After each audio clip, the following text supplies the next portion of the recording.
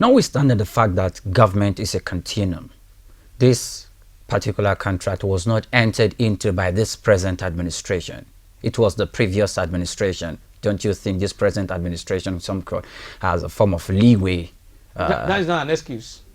It is not an excuse. When the contract was entered, it was not entered between Jonathan and the P&Id. It was entered between the Federal Republic of Nigeria and the what's it called? P&Id. So it's not an excuse to say the essence of government, being in government, is to come and either continue from where they stop or to come and correct the error or mistake of the past. Where a government has done something bad and you are now in the position, your own is to come and manage that situation to ensure that that situation will not be to the disadvantage of the country. You can't say because I wasn't the one who went into the contract, then therefore you ignore it.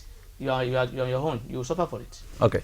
Now, Mr. Malami, while the previous earlier when this case came up to the limelight where Nigerians were informed about what was happening, and which triggered up protests here and there, and of course a case was instituted in the United States where the federal government said we were having some form of achievement right there, while the P&Id was fighting the case in the UK. We were also told by the Minister of Justice, the CBN governor, and the Minister of Finance, Budget and National Planning. They all gave their own aspect. Mr. Malami said the project and the contract is built to fail ab initio, that the parties that were supposed to sign the contract were not the parties that actually signed the contract, that the contract was signed by the Department of Petroleum Resources, and excluding the Nigerian National Petroleum Resources, Nigerian National Petroleum Corporation Commission, then the Nigerian Liquefied Natural Gas, and some other stakeholders that normally require their legal input into that particular contract. Since they didn't sign, and it is required by the Nigerian law for them to append their signatures to either decline or have the responsibility to vet that particular contract before giving a go-ahead. Since they didn't sign, don't you think Nigeria have a case in that regard? If we have done the right thing at the right time, we may have a case in that regard. Like I said, law is not about it's not something that is open-ended.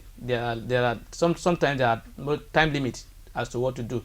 Yes, the position he's talking about is if it's correct, it's a grant to set aside the contract.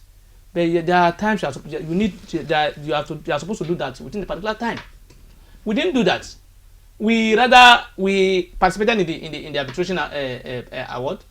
We appointed arbitrator to represent Nigeria.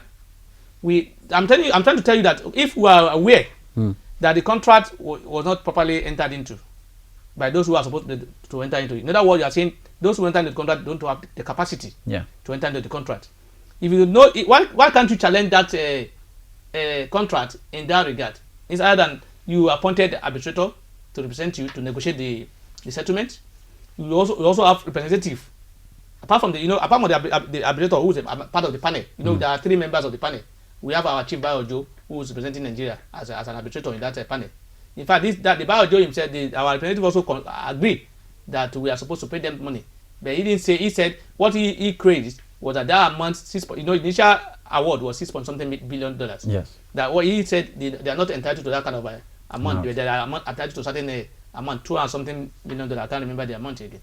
So it shows that if we have done the right thing at the right time, we have the right time to rely on lack of capacity on the part of those who signed the contract to say this contract is not valid and it will not be binding on us. But if you sit down and said we sat down, we are looking at it until it gets into a crisis before we start making all these submissions, it will not help us. We should have taken steps in this regard before now to say that this contract was not properly entered into by a party who have the capacity, because lack of capacity is a grant to set aside the contract. But there is not something you just do with any time you like. It has a limited time to do that. Because if you have a contract that has to do with and again, when you go to we have already submitted ourselves to the decision of the court regarding the arbitration. We have negotiated, we have discussed, we have done that. It's after government has been given against us that we now became aware that people who signed the contract are not part of the contract. It's not afterthought.